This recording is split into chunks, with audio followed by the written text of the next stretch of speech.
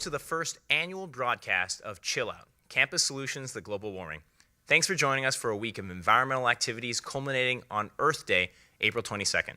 I'm your host, Andrew Lee, a National Wildlife Federation Fellow and a current student at Claremont McKenna College, where I work to advance sustainable water and energy systems. Now today, we estimate 18,000 faculty, students, and staff from over 182 of colleges and universities across the United States, Canada, and Mexico. And they're joining us today for this live broadcast. Thank you all for participating, and thank you to the 100 colleges and universities that entered today's competition. Now, a special thanks goes to our special sponsors, the Earth Day Network, broadcasting today's program on Earth Day Network TV, our coalition partner, the Campus Climate Challenge, and the Society for College and University Planning, along with our various promotional and financial co-sponsors highlighted in today's program credits. Now, what's today's program going to aim toward? We're trying to advance and celebrate the innovators of global warming solutions on colleges and university campuses all across the country. You'll soon see that if every campus, business, and organization in this country followed the 8 campus examples, we would quickly overcome the global warming problem. Their efforts put them on track to reduce net emissions of carbon dioxide by 30% by 2020, as urged by our world scientists, and on the path toward climate neutrality before mid-century. These campuses model exactly what scientists say we should do. So what's at stake? As we've all learned in Al Gore's film An Inconvenient Truth, studies in the journal Nature and Science have determined that concentrations of greenhouse gases in the atmosphere have seldom ever risen above, say, 280 parts per million within, say, the past 600,000 years. Yet today, concentrations have risen to over 380 parts per million, and that's going to double by mid-century. Now, at National Wildlife Federation, the sportsmen and women who are members, they've already seen the effects. Think about when you're going hunting and the moose that you continually hunt every year are stressed by the heat, and they no longer live in the populations that they used to, especially in Minnesota. Birds such as Canadian geese are delaying migration. And lastly, if extreme temperatures continue to rise by predicted 2.2 to 4.9 degrees, trout populations will decline by 40% or more in the coming decades.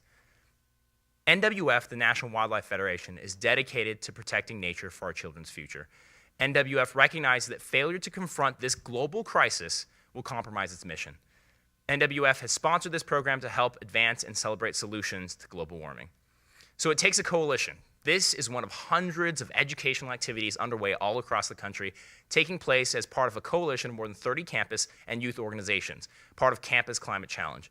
NWF and our Campus Ecology program are proud partners within this coalition. Now, why are we focusing on campuses? It's pretty easy, actually. The U.S. emits 21.6% of the world's total carbon dioxide emissions. We're only 5% of the world's population, and yet at the same time, we depend on 60% of our petroleum from the Middle East. The U.S. has a moral responsibility, and to lead that charge and to decrease our reliance on fossil fuels, no sector is better positioned to lead than in the over 4,000 colleges and universities in the United States. Colleges and universities have more than 5 billion square feet of gross space, seriously, 5 billion. And they use about $18 billion annually to emit 19 million metric tons of CO2. Think for a minute here. That's 3 times more than the entire state of Vermont and twice as much as Rhode Island. To stabilize emissions, carbon dioxide in the atmosphere has got to be cut. We have to boost building efficiency by 25 to 50% by 2020 and aim for buildings that are carbon neutral. Now, if we follow the lead of the winning campuses today, those that won the Chill Out competition, the U.S. will create better career prospects for graduates like myself, reduce our reliance in polluting fossil fuels, and build healthier communities. It's a win-win proposition. Now, we call this competition Chill Out because of a concept that if we would all chill out just a little bit more, simplify our lives, bike instead of drive, buy less, spend time with nature, calm our frantic lives, and we'd be able to curb global warming and also live a more relaxed lifestyle. Chilling out is not just about global warming. It's about leading healthier, wealthier, and happier lives. In a moment, former Vice President Al Gore will share a message of hope and inspiration with campus leaders nationwide. Mr. Gore has been working with NWF on an initiative called the Climate Project. He trains about 1,000 individuals to train 1 million people all across the globe to talk about global warming and practical solutions. His film, released this fall, I'm sure you've all seen it, An Inconvenient Truth, is the third most popular documentary in history and was featured on hundreds of campuses. Over the next hour, we'll highlight the winners of Chill Out, which garnered about 100 essays and YouTube entries of defining projects all across the United States. Then we'll host 2 live panel discussions in which you can dial our 1-800 number listed on the screen to ask any one of the panelists a question. Call with your question at any point, and then we'll read it to our panelists by our operator. At the end, stay tuned after both panels and call-in opportunities because we're going to feature, that's right, the winners of the YouTube videos. They were selected through an online community vote process, so find out who you and your peers voted for at the end of this program. Now, what we ask is fairly simple. You've hopefully all received a pledge form. We ask that you fill this out and return it by mail or go on to nwf.org/chillout. We ask you to commit to taking a number of several actions. The first is a personal action of biking or walking to campus, or you can join the American Colleges and Universities President's Climate Commitment, host Focus the Nation at your campus next January 31st, or enter Chill Out competition again next year. Online, once again, at nwf.org/chillout. There's also an evaluation form, so please take about 2 minutes of your time, fill out the form, and tell us how we can improve for next year's program. The important thing to keep in mind is that what we need to do is focus on global warming. So now, without further ado, I'm proud to introduce a message from former Vice President Al Gore. Happy Earth Day, everyone, and welcome to the Campus Chill Out competition. I'd like to begin by thanking all of you, especially the students and faculty on our nation's campuses, for coming together to meet the challenge of the climate crisis. And I want to thank you for your efforts to provide meaningful solutions to global warming. And I'd like to especially thank the host of today's broadcast, the National Wildlife Federation, and the other key partners of this contest, the Earth Day Network, the Campus Climate Challenge, and the Society for College and University Planning. Every passing day brings yet more evidence that we are indeed right now facing a planetary emergency, a climate crisis without precedent that demands immediate action to sharply reduce carbon dioxide emissions worldwide in order to turn down the Earth's thermostat and stop the ongoing damage to the ecological system and avert catastrophe. The good news is we can do it, and we're beginning to turn the corner. Students on today's campuses are helping to lead the way now, and will soon be the leaders in business and government who are called on to address this ongoing worldwide threat. But for now, congratulations to this year's National Chill Out competition and to the colleges and universities all across the country that have participated. This competition and the creativity it represents will be a key part of how we can create a better world, a world with a vibrant, sustainable economy and a healthy Earth for all future generations. Thank you again, and have a wonderful Earth Day.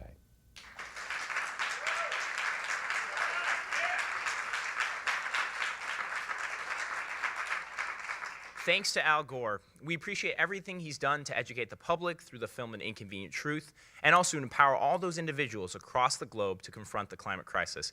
He makes fighting global warming look good. This year, we asked our panel of judges to help us select the top 8 campus projects underway all across the United States. Now, to reduce emissions and carbon dioxide and to reverse the global warming trend, this competition was very, very competitive. It was a difficult selection process, so our hats go off to everybody who entered.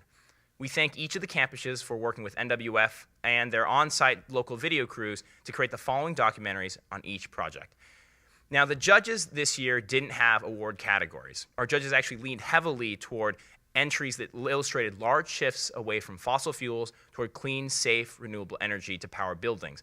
After all, buildings are the largest users of energy on campus, and they account for the largest share of CO2 emissions. So next year, we plan to include transportation, food systems, habitat, green roofs, and other creative efforts. But for right now, this year, the spotlight is on tackling the biggest bulk of emissions, buildings.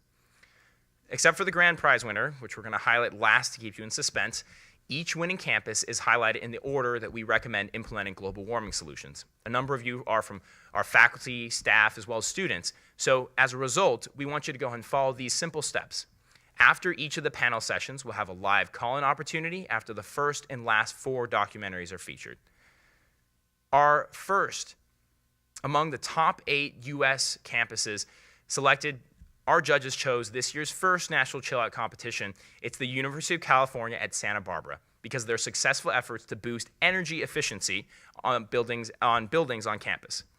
Improving energy efficiency is the quickest and cheapest way to reduce carbon emissions on the campus and also get paybacks on these projects. It's relatively short and it's very easy to do. Campus buildings are responsible for a large share of campus emissions. 50% of our CO2 emissions come from buildings, and an even larger percentage, 70% or more, are emissions at most of these campuses. So here's how UCSB, University of California, Santa Barbara, is moving in this direction. We've had a very successful energy conservation program. Since 1997, we've saved about $36.6 million in energy. We prefer a portfolio approach when we approach renewable generation and energy conservation, but we emphasize energy conservation because it has a much better economic payback. Also, it has more potential to reduce greenhouse gas emissions. Our greenhouse gas reductions goals are to reduce emissions to 2000 levels by 2010 and then reduce our emissions to 1990 levels by 2020. We will further decrease our electrical baseline by 33% and increase our renewable generation of energy to 53% of our campus demand. We have a web-driven energy information system that brings all of our electrical and gas energy and water consumption into a single system so that we can analyze what's going on and how we use energy on campus. The University of California campuses and the California State campuses have combined together with the utilities in a partnership, and the utilities have given us rebate monies that help us to fund our new energy conservation projects. Clean rooms typically use 10 times more energy than a typical laboratory building. So this is going to be one of our biggest challenges that we have. And the challenge is that we need to meet the researchers' needs and the environmental demands within a clean room, but at the same time we need to run that clean room as efficiently as possible. We utilize our energy information system and electronic control systems to find out where the problems are within a building, and we found several. And we've yielded so far a 40% reduction in electricity. We're also trying some new technology called bi-level stairwell fixtures. As you know, stairwells in many areas are required to be on 24 hours a day, whether there's anybody there or not. After 15 minutes, an occupancy sensor will dim the fluorescent light down to approximately 20% of its light output and energy input. And instantly, if anybody walks in, opens the door to the stairwell, those lights will come on again. We take sometimes new buildings that were designed, and we notice that they have a high energy use footprint.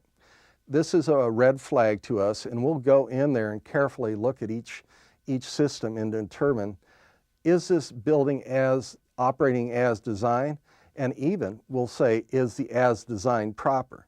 Our marine science research building, we were able to find heating valves that were stuck open, cooling valves that were stuck open, and ventilation systems that were running too fast and too hard.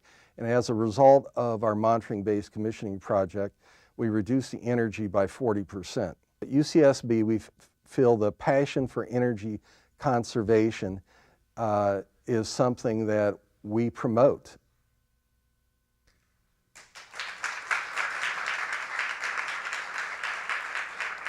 Now, boosting efficiency like UCSB makes that easier and cheaper now to shift to clean, renewable sources of energy, such as solar energy on campuses. According to Dr. Daniel Common at UC Berkeley, sunlight has the potential to supply 5,000 times as much energy as the world currently consumes. But we must hurry, because in order to help displace coal and stabilize global emissions, we must increase solar power 700-fold by mid-century. Now, thanks to large purchases from institutions such as Monmouth University and their partners, annual production of photovoltaics, that means solar electricity in the U.S., is increasing by 25% annually. This is helping to bring the price of solar gradually down so that it can better compete in the marketplace with polluting sources. Our judges placed Monmouth University among the top 4 campuses nationally for demonstrating, for example, how to solve global warming through solar energy. Monmouth University's recent solar power installation distinguishes the project from many other schools and universities because it is the largest installation east of the Mississippi. It was a 454 kilowatt installation that encompassed 4 buildings on campus. We're very, very proud of the project, and so far we've seen direct benefits from it as well as saving money. Monmouth University will gain from this a couple of things. First of all, we'll save money, hundreds of thousands of dollars a year. And secondly, we'll avoid about 500,000 kilowatt hours of energy we'd have to buy from the outside. Part of the project included installing a kiosk in the lobby of our science building. That provided an opportunity for students and faculty to go up to the kiosk, touch the screen, and learn precisely how much the university has saved on any given day. The world, the community, our neighbors will benefit because we are not going to put 5,000 tons of carbon into the atmosphere because we have this solar installation. That's terrific. That's like several thousands of cars not operating on New Jersey streets in a year. It's also great in that our students realize this is going on, and they'll leave this university as graduates and future leaders, and they'll have an appreciation of both the technology and the kinds of solutions one can have to address global warming and other environmental issues. What's incredibly important right now with global climate change and other major environmental issues is that local action is demonstrated. And so what's really important about this is it shows people that you can make a difference at the local level and really take some action, because it's going to take everybody doing something to make a difference on global warming and energy issues. It's no accident that the next college selected by the judges as among the top 4 leaders nationally, Richard Stockton College in the state of New Jersey.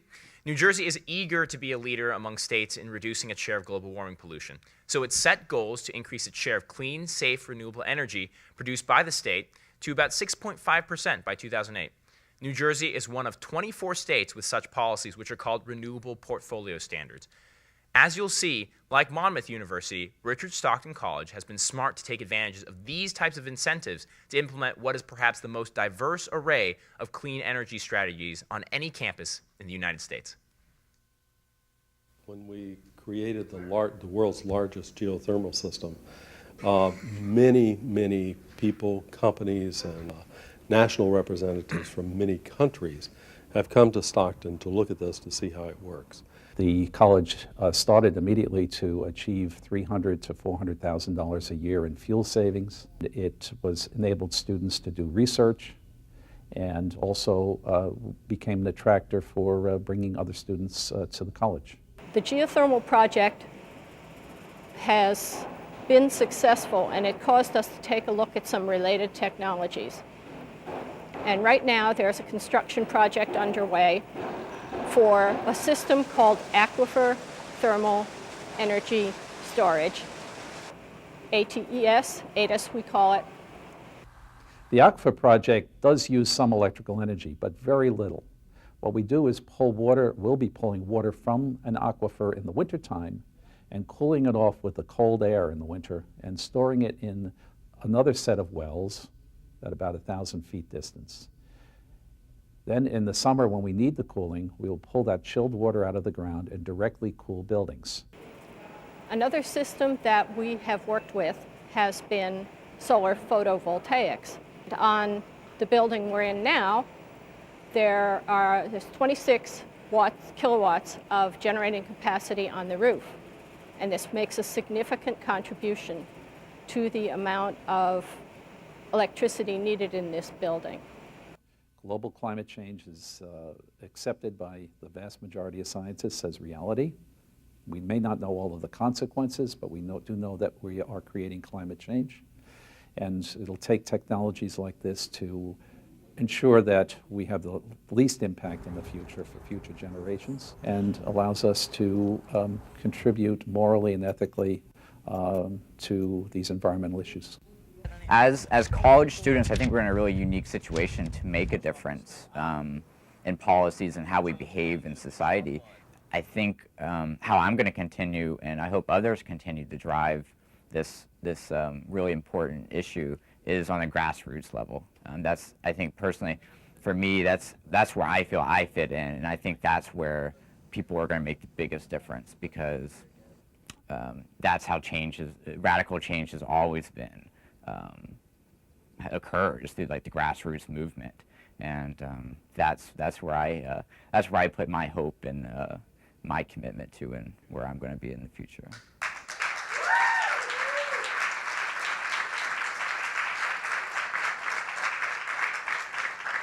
When looking for champions of global warming solutions, it's encouraging to note that every type and size of college and university, including public, private, 4-year, 2-year, everybody's getting into the act, forming an ecological Ivy League. Size does not matter when it comes down to global warming. For example, our judges selected Mount Wachusett Community College as one of the top 4 colleges and universities in the United States for its dramatic shift away from coal-based electricity to locally based renewable sources of biomass fuel.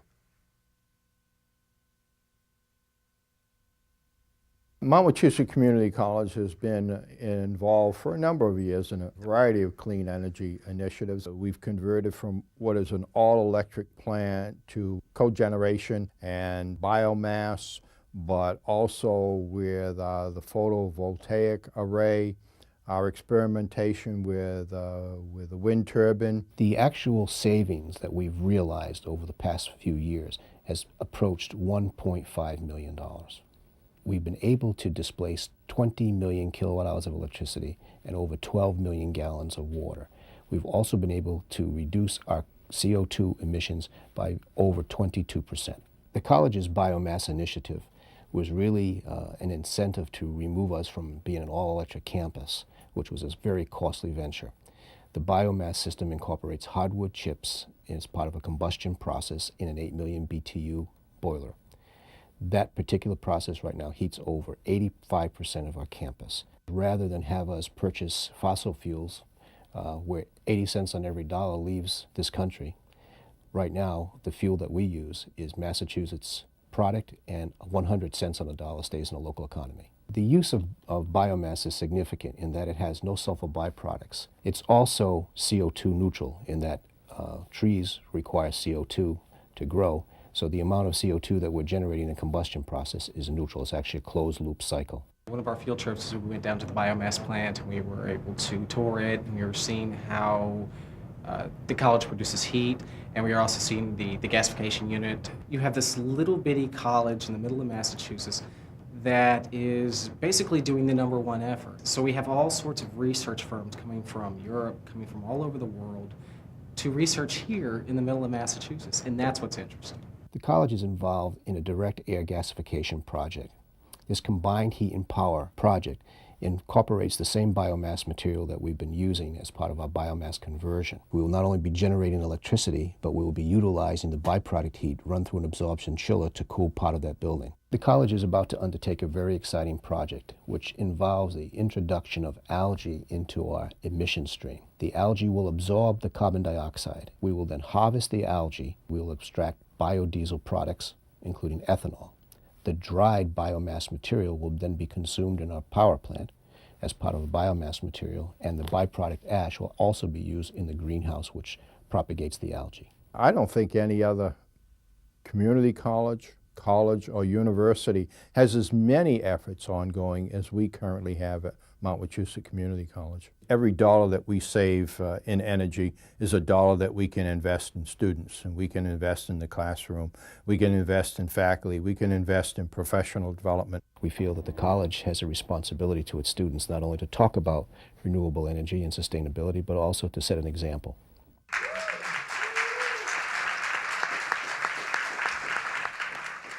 So with us here on stage are representatives from the 4 campuses just featured. Jim Dewey, UCSB's Energy Manager, Tony McDonald of Monmouth University, Jason Simmons of Richard Stockton, and Ed Terciero of Mount Wachusett Community College.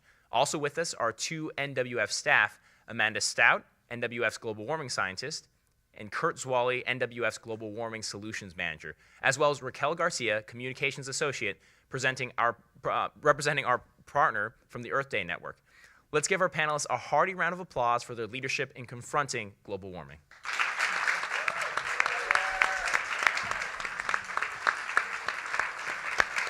Now, thank you very much. Now, the first questions are our phone lines have already been ringing off the hook. The first question goes to Ed. Now, this is from Jason Poth from Philadelphia, Pennsylvania. Now, for Ed, from Mount Wachusett, how does your campus ensure biomass? How do you know that that type of biomass comes from sustainable sources? I can't speak for the entire country, but certainly for New England and Massachusetts, the forest industry is very highly regulated. So we have a fairly good source of product that we can substantiate. I will also add that the college is also the home of the state's Forest and Wood Product Institute, and consequently we work hand in hand with the primary and secondary wood products industry to promote sustainability and good forest management practices. Okay, that's fantastic. Anything else to add in terms of, I mean, I know that in terms of the sustainable sources, I know that we've been trying to get that for a number of your colleges. Anybody else in terms of who should we go to if you're a student, your faculty, or your staff? Who should you go to make sure that you're using sustainable sources? Any recommendations? Well, in our particular case, we've been working closely with the Executive Office of Energy and Environmental Affairs. And a matter of fact, because of the sustainability of the product, we have denoted that any of our biomass material is actually CO2 neutral. Okay, great. Our next question comes from Randall Floyd. He's from Muncie, Indiana. Now, this is for Tony. So, Tony, how did Monmouth fund the purchase of solar panels? I know that this is a huge issue. A lot of people here from Southern California, a lot of folks across the country are interested in how do you purchase solar panels? Is there a 1-800 number? And lastly, what lessons are transferable to other states? There should be a 1-800 number, but I don't think there is yet. Perhaps that's next year's project. Maybe we'll submit that. But we're very fortunate in New Jersey because, as was mentioned, I think in some of the introductory materials, the state's been very aggressive to encourage that. So we were very fortunate to have a grant from the state to help us to install that. So currently, they're not cost competitive, but with that, we found that it became cost competitive, and now we're saving money as a result. So I think now that you're going to see that these options will be more available. And I think in most states, they're trying to look at other renewable sources as well. Okay. So I guess dovetailing off of that, Jim, at UCSB, there's energy efficiency there.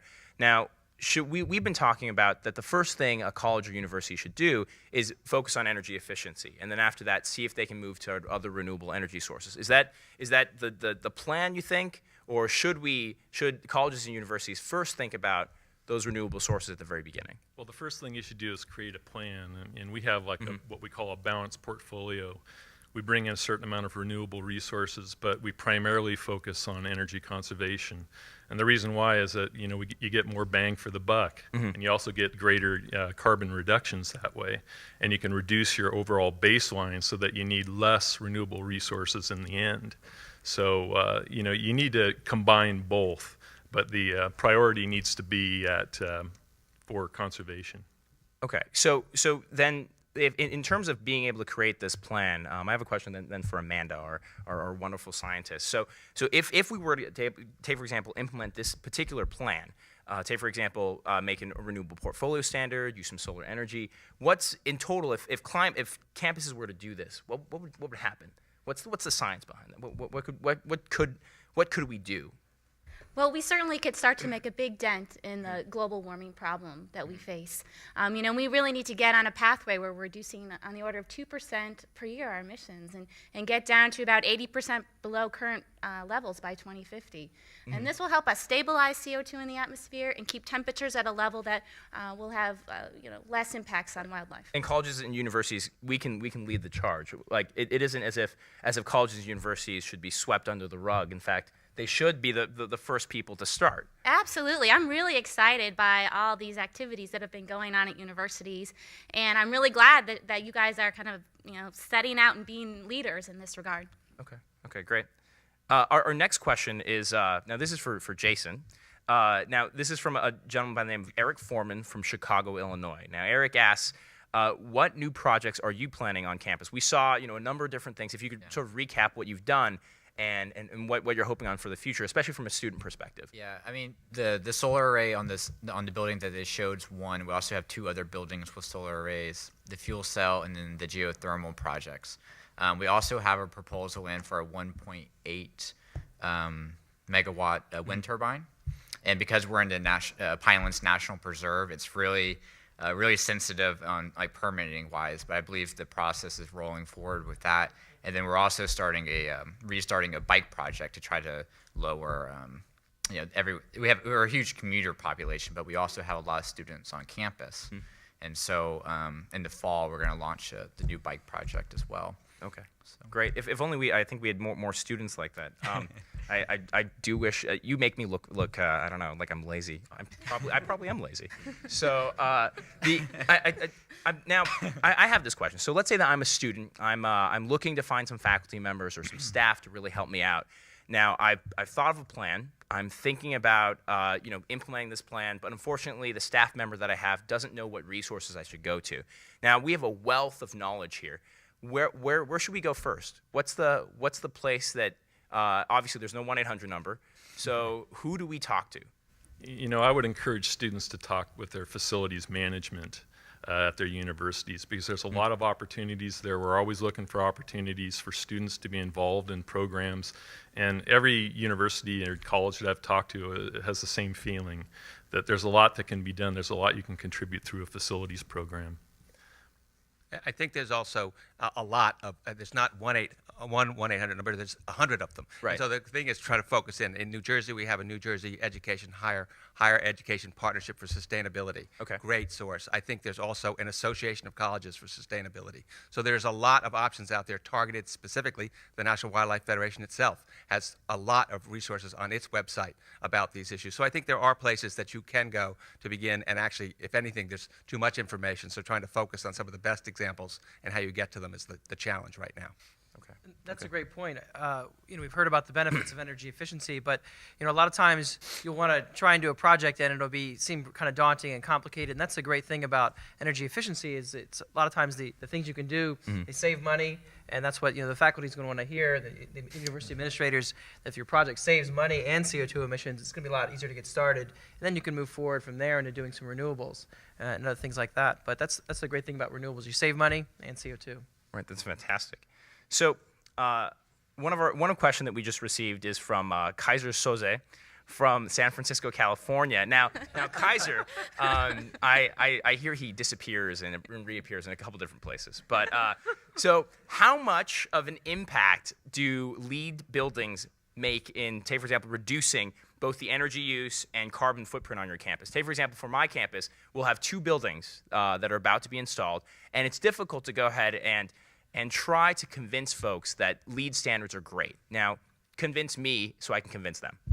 Okay, well, we have a LEED Platinum building on campus, the Bren School of Environmental Management, and that building is a laboratory building, and it uses approximately half of the energy as another building that we have that's comparable in size and in operations. I mean, that's not to say that all LEED buildings have that kind of energy reduction. But whenever we have roll out a LEED project, we commit to beating Title 24 energy code in California by 20%. And Title 24 is already a pretty rigid energy code. And when you go 20% below that, you're guaranteed a very, very efficient building. So that's just one aspect. That's fantastic. So now I'm a student. I've talked to staff. I've been able to seek out resources. Now I'm interested in also networking. So I guess this question is for Raquel.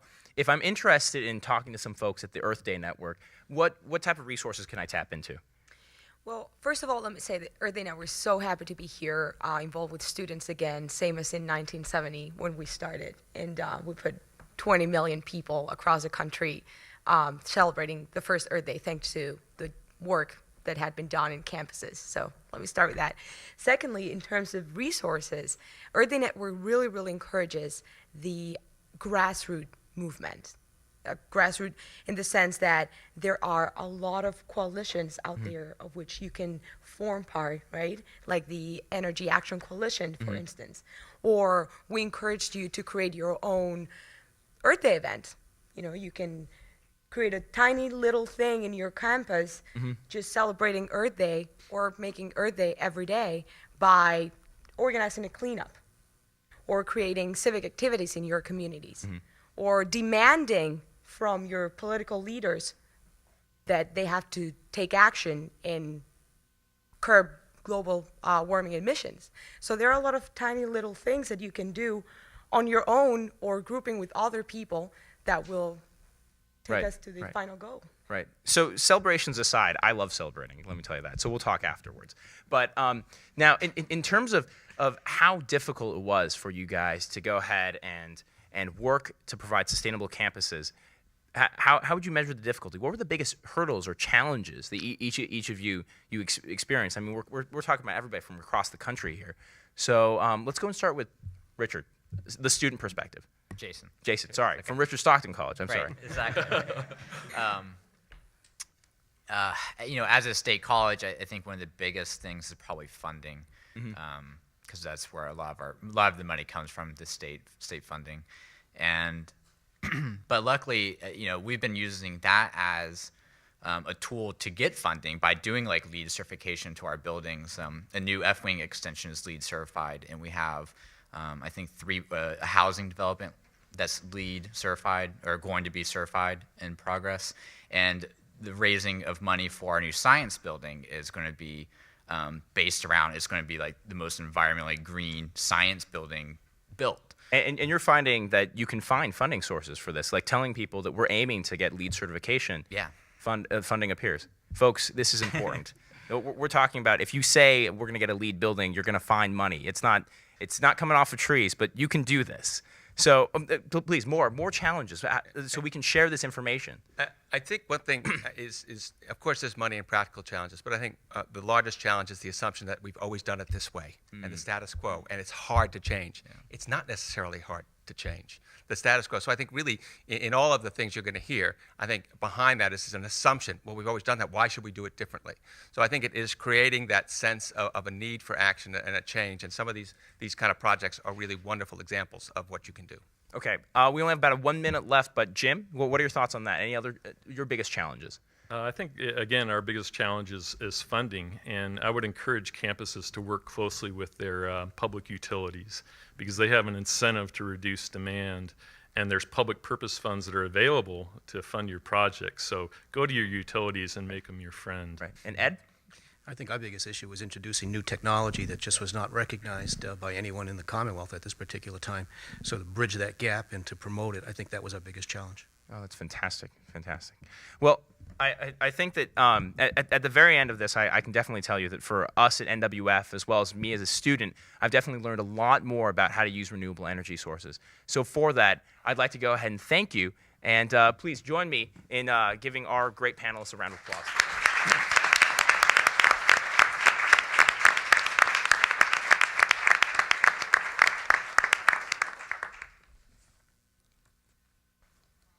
Now, our message rings clear on each of these winning campuses. If we're going to stabilize emissions of carbon dioxide by mid-century, we'll need to shift away from fossil fuels toward more diverse sources of energy. Oregon Institute of Technology, home of that hustlin' owl, has been quietly leading the way in tapping geothermal sources of energy for more than 30 years. Their entire campus is geothermally heated, savings about $1 million annually in domestic hot water and heating costs, and they plan to generate all their electricity, get this, from geothermal. Moreover, they've been helping campuses all across the country make sure and use those geothermal principles to reduce global warming pollution and finally cut energy costs. The campus was located here back in the early 1960s, primarily to save energy. And of course, they found that there's geothermal energy in this area of town, and they drilled a number of wells, and the wells pump water at 192 degrees Fahrenheit and heat the entire campus, which now composes of 11 buildings or about 650,000 square feet. We figure between our space heating and the electric power generation, we'll save about 30,000 tons annually of CO2 emissions.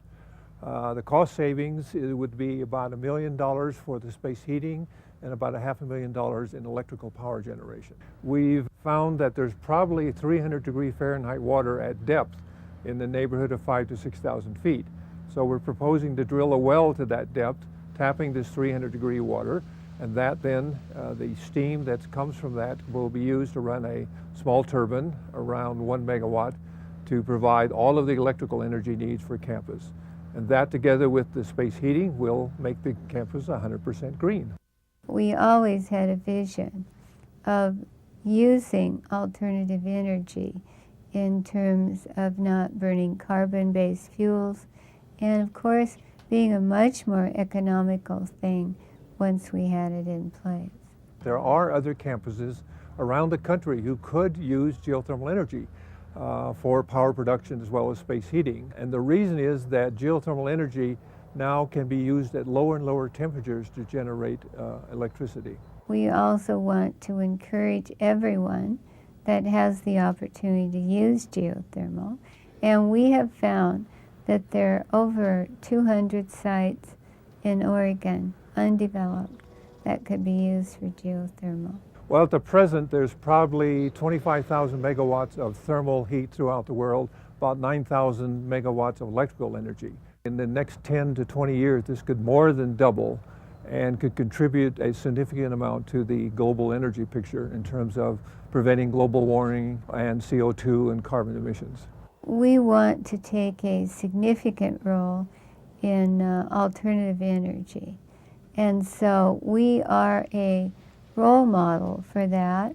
The GeoHeat Center offers tours of our OIT campus and the Klamath Falls systems.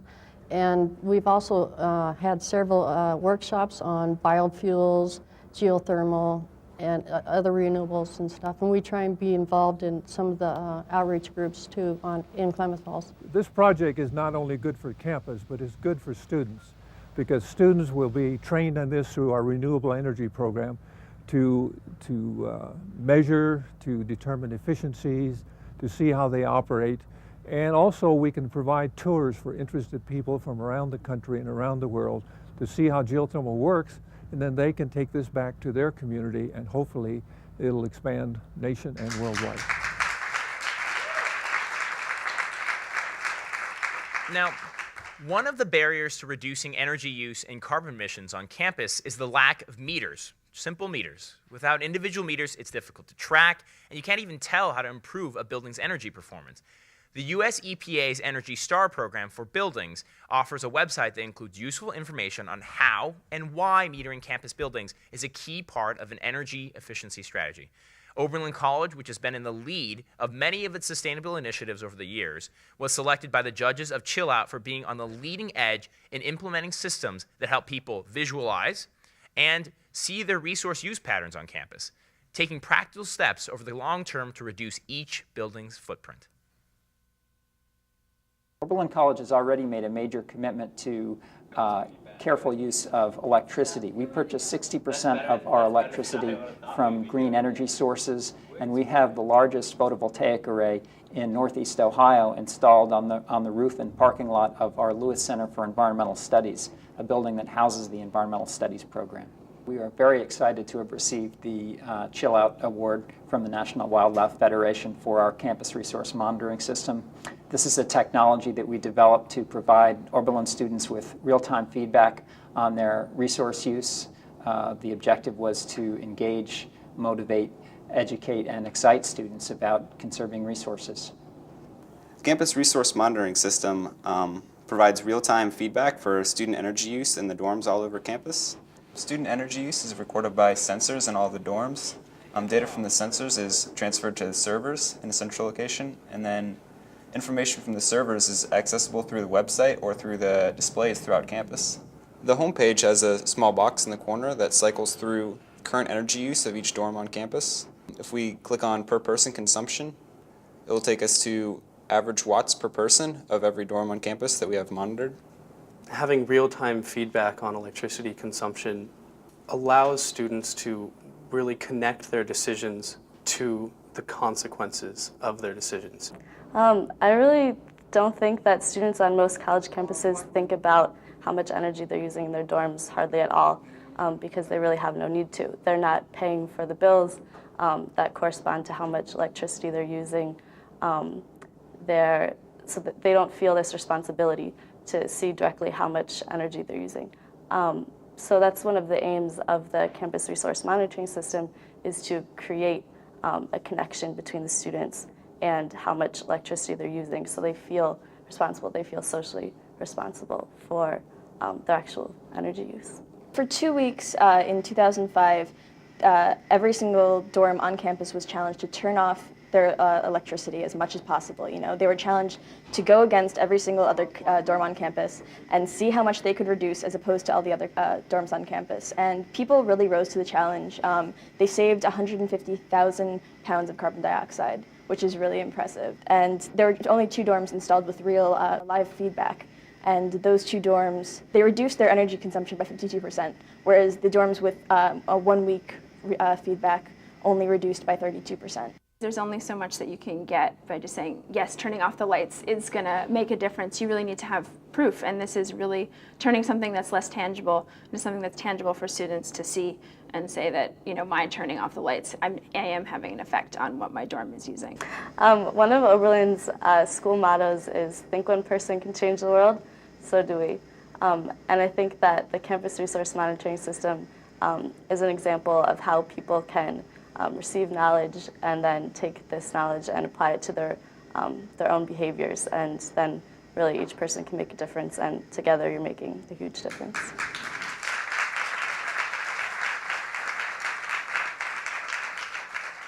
We've learned about energy efficiency, alternative sources of energy, and metering. But in every example featured so far, staff, faculty, and students have teamed up to play equally important roles in implementing funding and sustaining clean energy initiatives. Everyone knows that student energy and initiative is often the most vital in driving these changes. Even if faculty or administrators want these changes, they often feel they can't get out ahead of their customer base, their students and their parents. Students often underestimate their influence, not only as students, but after graduating as alumni. At the Lawrenceville School, a high school in New Jersey, students understand how to harness their power and energy and receive a lot of support from the faculty and staff in the process. At Lawrenceville, the students are taking the lead in significantly curbing global warming pollution and networking with other schools throughout the region. The Green Cup Challenge is an energy competition amongst 15 schools who are competing against each other to see who can conserve as much energy over the course of a month. This is the second year that Lawrenceville has been involved with the Green Cup Challenge. Last year, only 3 schools were involved, and this year we've grown it to about 15 schools. And what we've tried to do, our whole mission statement sort of is to get kids aware of their energy output and how to make decisions to kind of lower their own personal energy output. At Lawrenceville, the awareness has grown tremendously because of the recycling bins that are out so much. People are always talking to me about the initiatives and what's going on campus. The Green Cup Challenge really helped a lot by keeping aware, and I'm always getting on people's tails, being like, turn off your lights, keep recycling. So just by saying those small things, we'll keep making these people remember what's going on campus. The approach that I really want to emphasize that I think is important about the competition is that collectively, as a group of 15 schools that reached 7 states and close to 10,000 people, we made a pretty serious impact on carbon reduction just in the Northeast. Overall, the cumulative effort of the 15 schools had a really positive effect, and I think each of us recognized at our individual schools that awareness and behavior got better. And students, those are invaluable lessons. I think students are going to take those home and promote them in their own homes and neighborhoods and towns and cities. My mission at Lawrenceville this year has become spreading awareness and making sustainability the convenient thing to do.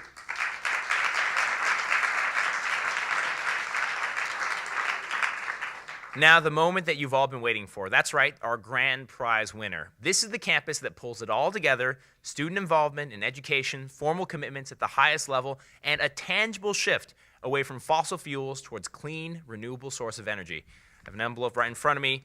The winner is California State University, Chico State.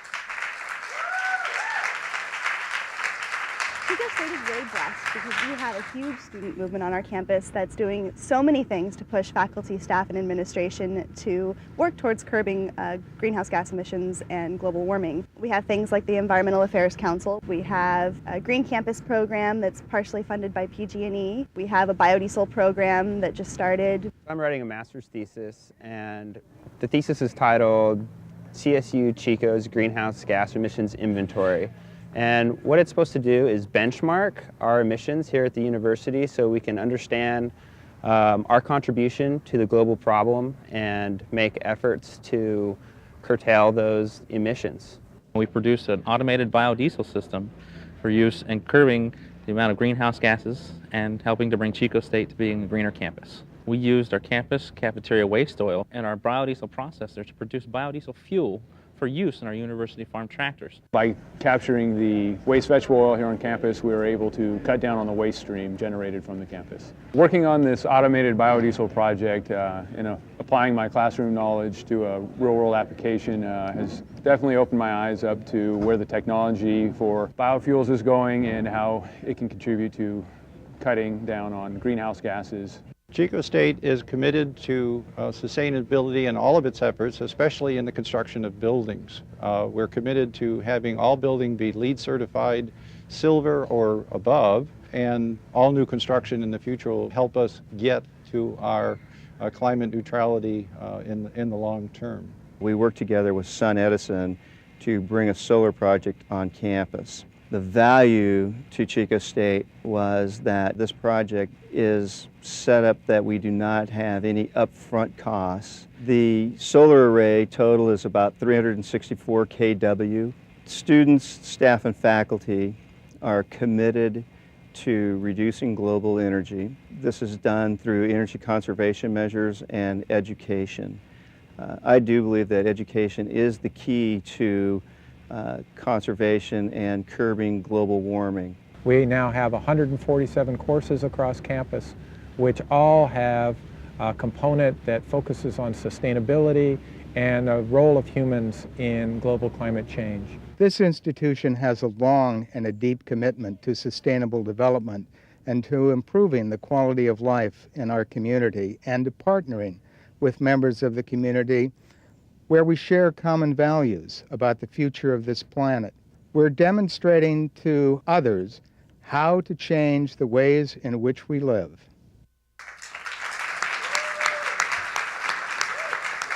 So, with us now are an additional 4 titans of genius from their campuses. That's right. But first, Tony Boyd, engineer at Oregon Institute of Technology, as well as a graduate of OIT. John Peterson, Associate Professor of Environmental Studies and Biology at Oberlin College. Shamsa Mengalji, student with the Students for Environmental Leadership at the Lawrenceville School. And Jillian Buchholz, Sustainability Coordinator from our national grand prize winner, California State University, Chico. And once again, Amanda Stout, NWF's Global Warming Scientist, Kurt Zwally, NWF's Global Warming Solutions Manager, and Raquel Garcia, Communications Associate of the Earth Day Network. Welcome, everybody. So we have a great question. I have to start with this one. So Gary from Northwestern Michigan College has a question for the full panel here. Now, do any of the schools that we've talked about on the panel, do any of you have any policies on idling cars? What are the best ways to keep people from idling cars? Or do you have any recommendations on policies or recommendations about idling cars? Well, I'd have to say at Chico State we don't have a specific policy, but we do really try and push that people are aware of the alternative transportation options at our campus. We have a free bus program for faculty, staff, and students to ride. Mm-hmm. We really encourage campus bicycle riding, and we're also a very pedestrian-friendly campus. So we encourage alternative forms of transportation. Fantastic, fantastic. We have a question from our live audience. Yes, sir. Hi, my name is Nir Rao. I'm a student here at George Washington University. Mm-hmm. This is kind of a pessimistic question, but I'm going to play the name and shame game here. Since 150 colleges are participating in this, does anybody out there, this might be for the director of the NWF, maybe she knows because she's organizing the event, or one of the panel experts up there. What colleges have the largest ecological footprint and are at the lower end of the rankings? Does anyone know? I'm going to have to turn to maybe our NWF expert here on global solutions, on global warming solutions. I think the whole objective of the program was to show what can be done. It wasn't looking to shame the universities that didn't. So I don't know that, we also asked for their submissions. So we judge people on the merits and the positive things they did that they could do to be a part of the 2% solution of reducing emissions 2% nationally. So. I'm sure also that we're looking at fairly large universities here. I mean, Chico State. How many students are we looking at in each of the in Lawrenceville and Oregon Tech? We have 2,500. 2,500. Okay. 2,800. 2,800. Yeah, we're small too. We're about 1,200, I think. Mm-hmm. And Chico State has a little over 14,000, so we're a bigger school. Okay.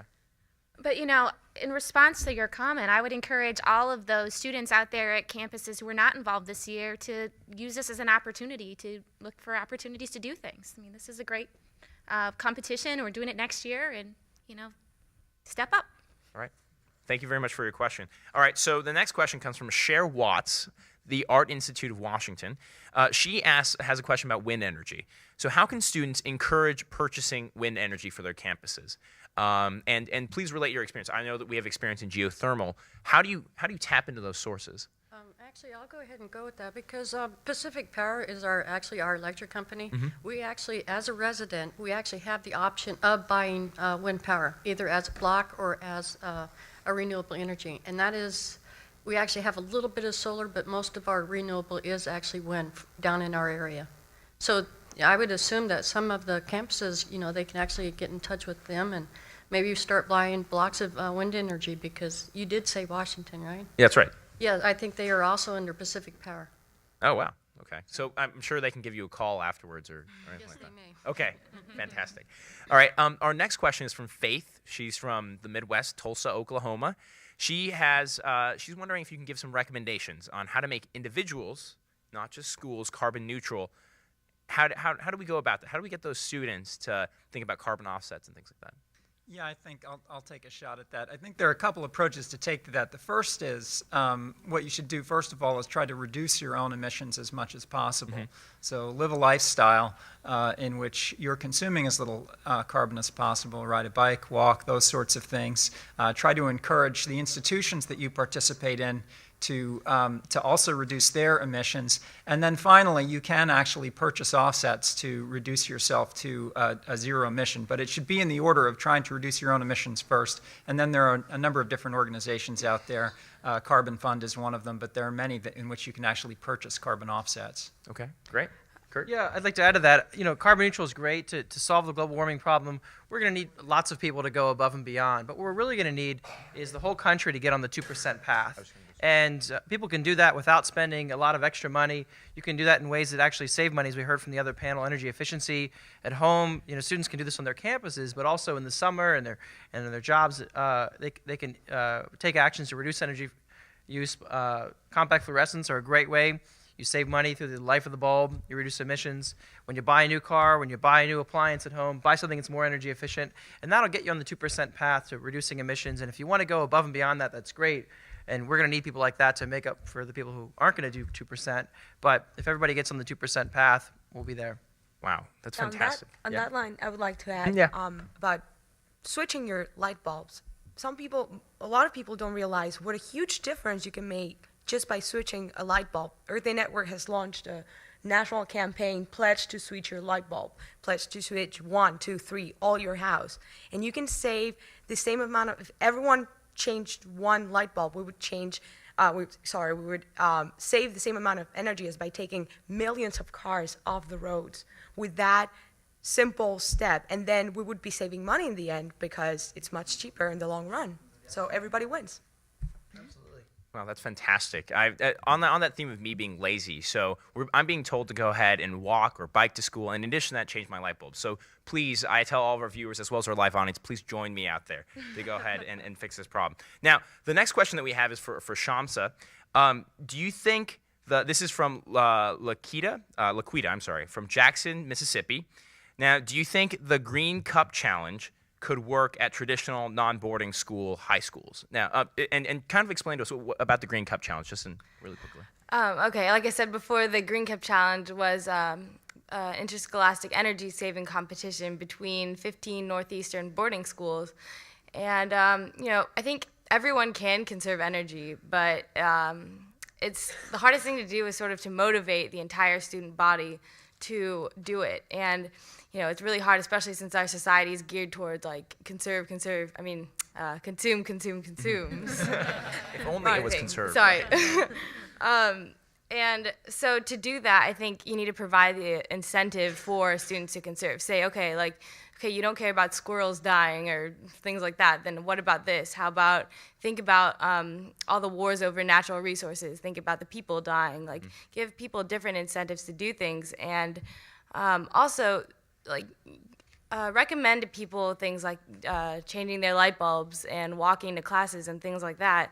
But also recommend kids do things like, thinking about what they're buying, thinking about what they're eating, because those are other ways that not many people know you can conserve energy, and you can reduce your personal energy output through these different and creative ways. And I think if anyone, regardless of what school, if it's day school or boarding school, can use these tips to conserve in their lives too. Okay, great. We have another question from a live audience member. Yes, my name is Nicole Comrie. I'm an alumni of Howard University and Georgetown University here in Washington, D.C. She was just talking about getting students to care, but often you see, like she said, our society is so much into consume that people feel, especially from, I guess, wealthier families, they feel that this issue can't touch them, that no matter how high the price of gas goes or so forth and so on, it doesn't matter because they are, I guess, above that. How do you approach students and show them that this does affect them personally? Again, during the Green Cup Challenge, we would have sort of, as well as having it be an interscholastic challenge, it was also inter-house. There are different houses on our boarding school's campus. And so, during the month, we had all of these sort of events planned to show kids, this is why you have to conserve. We had this thing called the Trash and Show, where kids would take things that were commonly known as trash, like Target bags and things like that, and they would dress up their friends in these costumes. And it was just sort of a subtle way to show that you can reuse things, and things that would normally be considered trash can also be used for different purposes. So just showing people that there are different ways to think about our waste and think about what we can do to conserve energy. Yeah, I think the science is really giving us a very compelling view about how global warming is going to affect all of us in a profound way unless we take some action. We're looking at increased likelihood of severe storms, drought, which will have impacts on agriculture. A recent report came out saying that if we don't take action, 20 to 30% of species are at risk of extinction. So, these are things that everybody cares about, no matter how wealthy you are, and I think it's well past the time when we have enough evidence to say it's time to take action. Yeah, and Americans are problem solvers. We have solved lots of problems in the past. The Cold War, this is kind of that, put a man on the moon. That's the kind of challenge here. So it's not about defeatism. It's about what we can do to solve this. And people can put their head in the sand and deny the problem, like denying smoking doesn't cause cancer, or that Elvis is dead. Or we can look at it and say, yeah, it's a problem. Wait, here's what we can do. Alive. So, along with Kaiser Sose. Right, along with Kaiser Sose. Yes, exactly. Wherever he is in San Francisco, California. I just want to get Jillian. Now, you were able to go and engage a lot of students on your campus. Now, is it really student driven? Is it really that's where it starts? It really is on our campus. We have about 10 different student groups that are focused in different areas of environment and sustainability issues. And at Chico State, it really is the student push. It was students that got a referendum on our student ballot to tax themselves $5 a semester to hire another sustainability coordinator, who is my counterpart, and I'm very happy to have another person to work with, and also to create a sustainability fund so they can start applying to get this money to do projects in the community as well as on campus. Great. Another live audience question? Yes, ma'am. Hi, my name is Sarah Tutland. I'm an MBA student at the GW School of Business, and I'm wondering whether there will be an edited version of this presentation available so students like myself can use it to address faculty about campus sustainability issues. Yes, we're hoping to have a DVD available afterwards, either for purchase or hopefully for a free giveaway. I don't know. So, the next question is from Karen Lucatelli from Kalamazoo, Michigan. All right. Right. Okay. So this is for John. So how would a campus go about installing real-time data monitors? Where do you buy them, and are they expensive? Yeah, that's a good question. Oberlin College faculty and students collaborated with a company called Lucid Design Group. Actually, Lucid Design Group was formed by some former Oberlin students to develop this technology because really there wasn't anything in the market doing this sort of thing before. And so if you go on Oberlin's website, you can click on a link to Lucid Design Group, but we're trying to install this technology at campuses across the country right now. Here in DC, Sidwell Friends School, a local Quaker school, is using our technology. University of North Carolina, University of Vermont.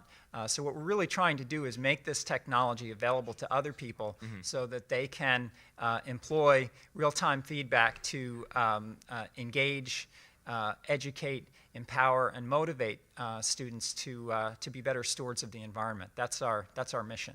Now, it's not extremely expensive, right? Not $5,000 for every small monitor, right? For every building? Well, like many things, it depends. Right. Some campuses already have things monitored, but they're not monitored in a way, they're not displayed. And so what we can do is go in there and help them translate that information into a stream of data that's easily accessible to a non-technical audience. If there's nothing already monitored, then it costs considerably more because you have to actually install the technology to do that. Okay. Well, that's all the time we have right now. Please join me in thanking our panelists.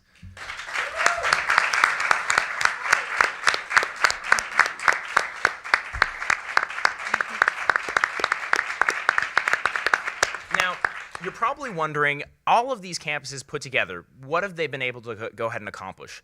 The next slide contains the following. The most important thing is there's a conservative estimate here that doesn't include all CO2 offsets or cost savings, but you'll notice that we're able to go ahead and save approximately $5.9 million, that's right. And in addition to that, reduce approximately about 20,664 CO2 savings. This is just a summary chart. The next slide, though, provides equivalents for the cost. And these total CO2 savings from the competition equal approximately about 6,900 acres of trees planted, 4,600 cars removed from the road, and 59.8 million miles avoided. This is something definitely to celebrate about.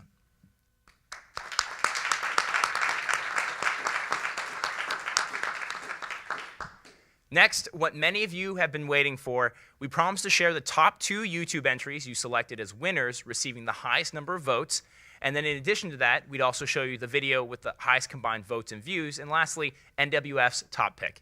The total views for all 21 video submissions, 17,099, and votes totaled 2,645. Not as great as a presidential election, but still great nonetheless. These lighthearted entries illustrate the wacky and fun ways students on campuses are tackling global warming and a few of the creative approaches that can be taken to global warming education in action. First, we'll show you your second choice winner, Temple University's Philly Echo Kids, receiving 352 votes. Temple University students for environmental action live in the city of Philadelphia, the 12th most smog-polluted city in the nation. Our nation, the United States, is the #1 contributor to global warming in the entire world. That's why we want to implement environmental education programs into inner city schools so these kids can make a positive change in our world. You tell me what global warming is.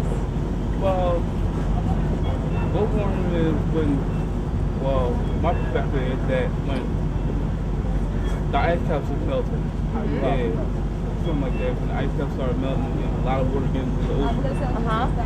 Something like that. I don't really know.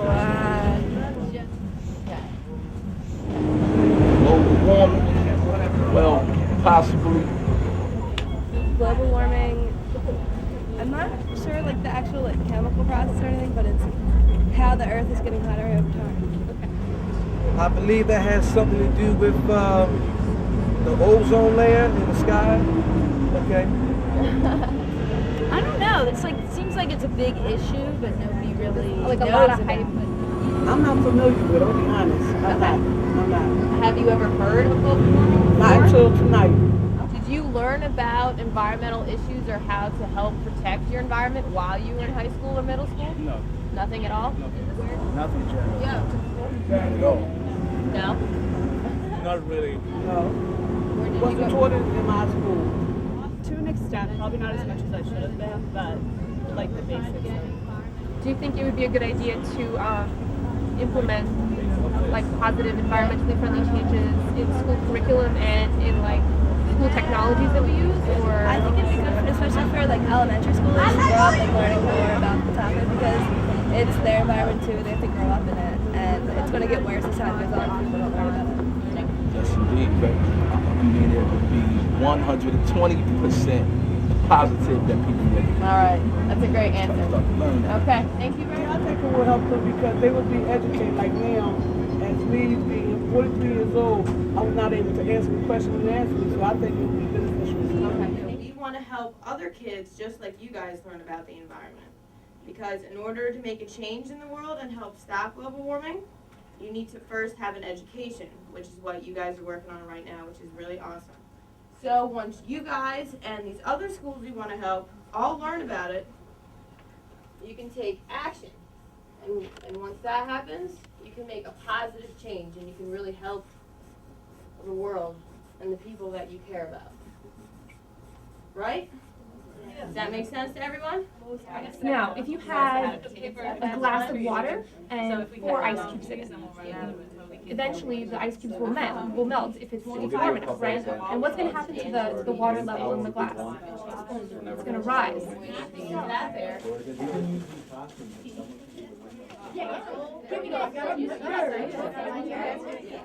This court case is against people arguing that global warming is a reality, and others arguing that global warming is a big joke.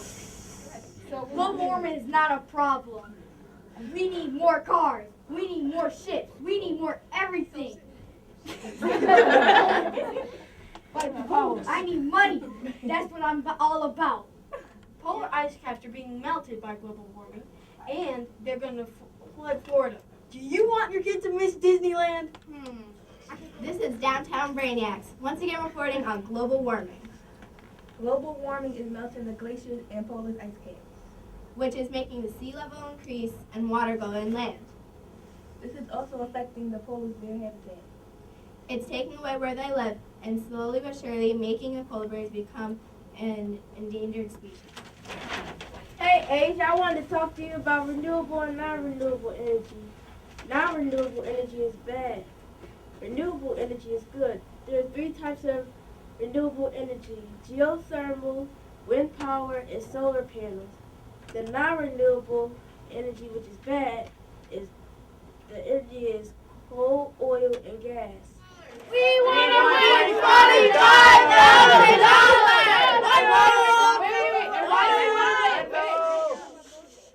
Why do we want to win? What do we want to help? We want to stop global warming. Exactly. Because we all have to live on this earth. Thank you very much, guys.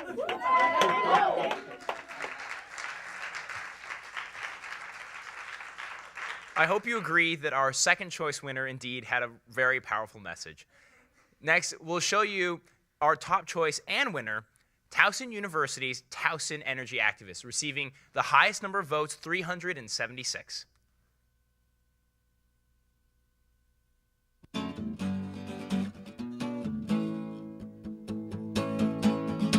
Some people do things they eventually regret, and even I do things I'd love to forget. Just want to go back in time. This road you left behind, you start to climb. Hi, my name is Amanda Duzak, and I'm the campaign coordinator of a new organization at Towson University called Towson Energy Activist. We're currently running the Campus Climate Challenge to both make Towson more sustainable and reduce our impact on global warming. During the week of January 29th, Towson University participated in the National Week of Action, along with 587 other schools in the United States and Canada.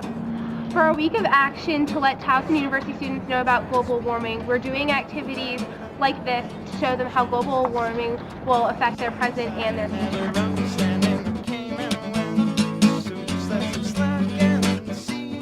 The 10 hottest years ever recorded have all occurred since 1990, Climate Trust. The highlight of our week of action was a snow day, where we got a bunch of ice from a local rink and made snowmen in the middle of campus. This inspired other schools to do the same. Our message was to enjoy the snow now. Your kids might not get the chance. I thought that was pretty neat. I think that you can do posters like this and flyers are everywhere, but you need to find something creative to get people interested in it. Along with Snow Day, we hung up posters around campus to raise awareness about global warming and petition for support for our campaign.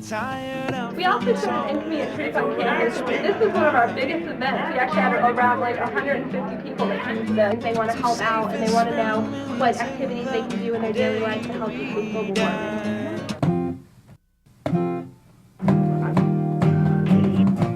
Throughout our campaign, we have been collecting photo petitions which we will present to the administration along with signed petitions to provide a visual for our support. With the support from students, we hope to present a policy to the administration about green buildings, which would require that new buildings meet certain efficiency and environmental standards. Also included in our plan is to retrofit 4 buildings on campus. This involves easy conservation actions. We hope to increase conservation in all academic, public, and residential buildings. Next month, we're hosting Dorm Wars, an energy-saving competition between 4 of the residential buildings. A lot of people don't realize that little things like taking the stairs or turning off your lights and computers when you leave the room, that kind of stuff can save a lot of energy. Global warming is a very real issue that's going to affect us. People around the United States are taking this problem on. I think that college students can be the most important force.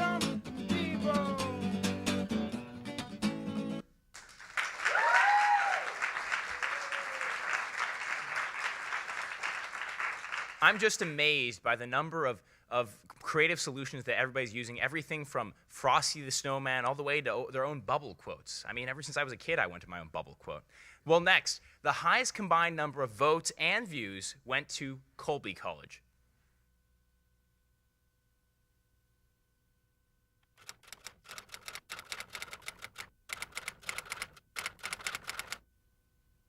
Welcome to Colby College in Waterville, Maine. It's 8 below today, so you may not think that we have to worry about global warming, but we do. Every day we have climate change initiatives happening all over campus, so let's go take a look. By changing all of the light fixtures in our field house, we save 120,000 kilowatt hours of electricity annually. These vending machines go to sleep when no one is around to save energy.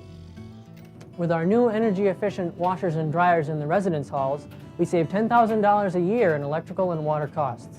Students at Colby are provided with free energy-efficient bulbs in exchange for their old incandescent ones. Hey, thanks. You're welcome. Here at Colby, we pride ourselves on using local food, which reduces gas emissions from transportation. And by composting all of the food waste, we save $12,000 annually in water and electrical cost. At Colby's heating plant, we co-generate 10% of our own electricity. For the electricity that we do use, Colby buys 100% renewable power. Our Alumni Center is LEED Silver certified due to features like geothermal heating and cooling and an elevator that uses vegetable oil. Even when not in class, Colby students are still making a difference for the environment. I conduct Colby's greenhouse gas inventory to ensure that the college meets its reduction targets. With a group of students, I studied water quality at a local lake. We shared the information with the community and the Department of Environmental Protection. Last year, a mobile dorm room was created by Colby students to demonstrate green living. It was toured by hundreds of local college and high school students. As you can see, even when we're buried in the white stuff, Colby is still making the choice to think green, and we hope that you make the right choices too.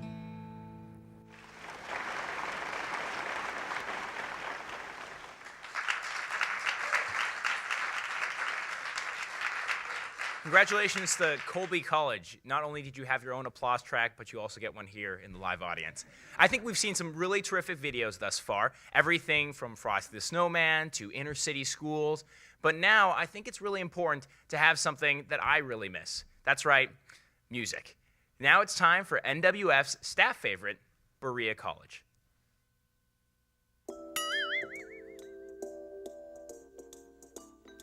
Hi, my name is Carly. My family cared little about global warming, so I applied to a college that did. The acceptance letter, I got it. I'm going to Berea College. When I first met Carly, I whisked her away to show her how Berea College was addressing global warming. Whoa! Where are we? May I present to you the Eco Village, a community where students live that's ahead of its time.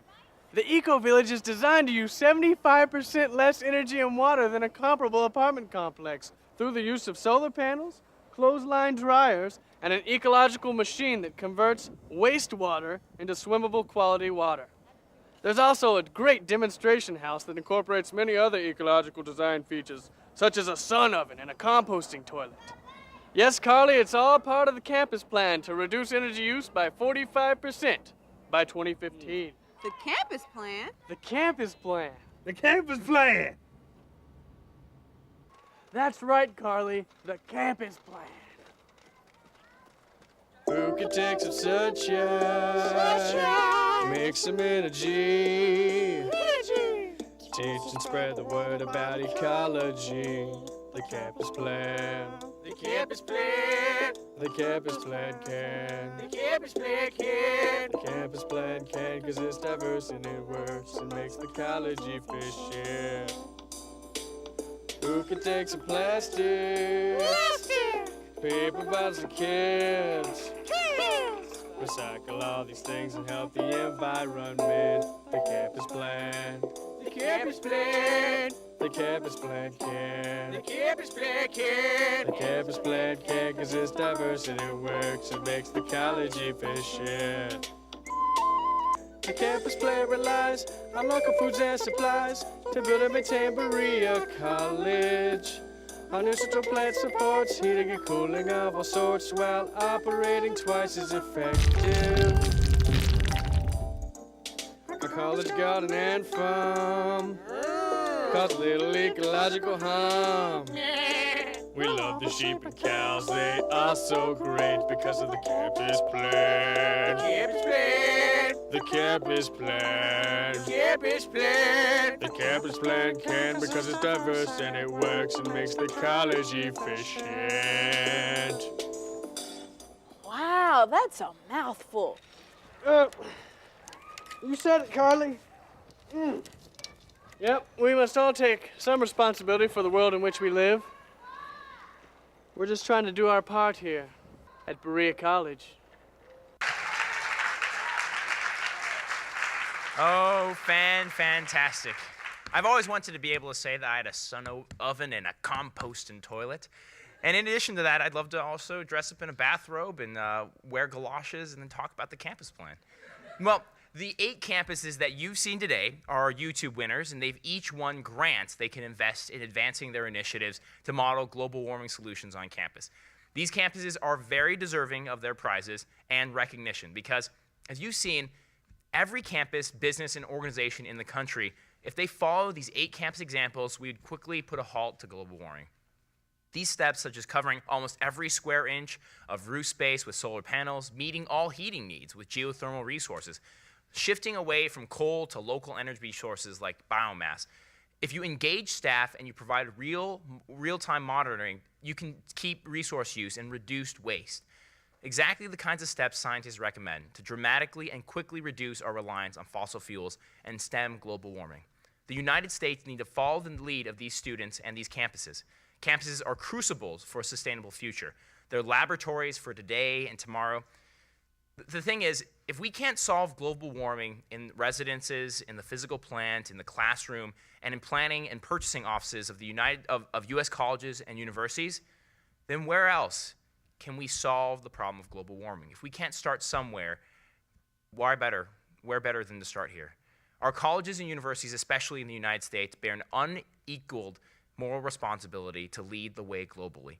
These 8 campuses are leading the way you can make it cheaper and easier for the rest of us to follow, while creating new and better job prospects for all of us. We each share a moral responsibility to emulate their examples so that we can leave the world a safe and healthy place for future generations. Now, there are many practical actions you can take. Many of them, once again, are listed in your pledge card for this program. One important action is to join together on January 31st for a nationwide program called Focus the Nation. NWF is one of many proud partners in this program, and we'd like to now air for you a short public service announcement on Focus of the Nation, giving you a sense of what great programming we have ahead. When I was 24, I did a sea kayaking trip from Valdez in Alaska to Whittier. About 10 days out, we found ourselves working our way up this long, narrow fjord with mountains rising steeply on either side.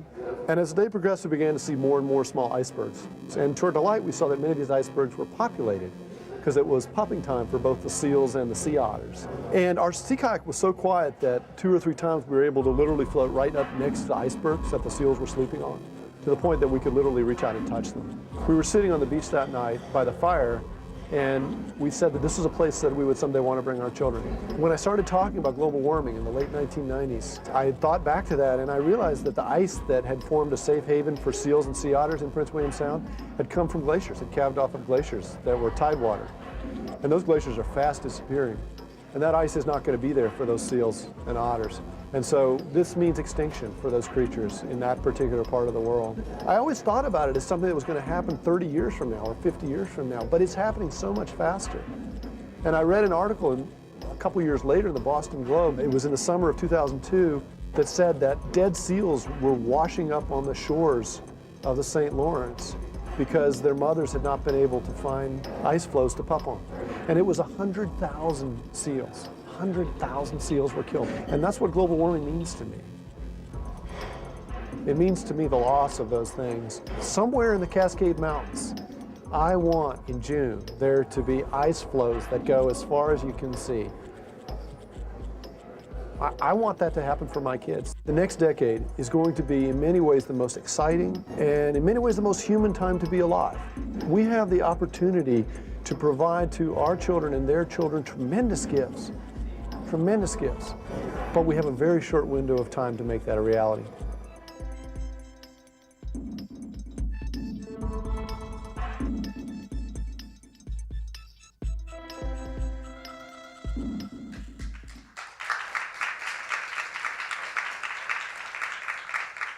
We at NWF sincerely hope you can join us in January of 2008. Thanks to all the campuses that entered this year's competition and to all the sponsors listed in the rolling credits. Special thanks to the Sustainability Fund of the Tides Foundation, an anonymous donor, our presenting partners, the Earth Day Network, the Society for College and University Planning, and the Campus Climate Challenge. You can join the Campus Climate Challenge for free online at www.climatechallenge.org. Then you'll immediately be able to network with groups all across the country working on global warming projects that are listed on a clickable map that facilitates contact among the groups. We'll begin accepting submissions for next year's Chill Out competition on September 1st with a deadline of November 30th, 2007. You can find this information at nwf.org/chillout. Please remember to complete your pledge and evaluation form. You can also find out where you can order a DVD copy of this broadcast. Thanks again, and we'll see you next year. And thanks to the live audience for being here. Give yourselves a round of applause. That's right. The Campus Plan. I wish I could sing the Campus Plan song, but thank you very much, everybody, for staying with us. And thank you to all of our directors and all of our camera folks here today. And thank you very much to our stage manager right there. Give him a round of applause. Woohoo! Make some energy. Teach and spread the word about ecology. The Campus Plan. The Campus Plan. The Campus Plan can. The Campus Plan can. The Campus Plan can, 'cause it's diverse and it works and makes the college efficient. Who can take some plastic? Paper bottles and cans. Recycle all these things and help the environment. The Campus Plan. The Campus Plan. The Campus Plan can. The Campus Plan can. The Campus Plan can, 'cause it's diverse and it works and makes the college efficient. The Campus Plan relies on local foods and supplies to build and maintain Berea College. Our new central plant supports heating and cooling.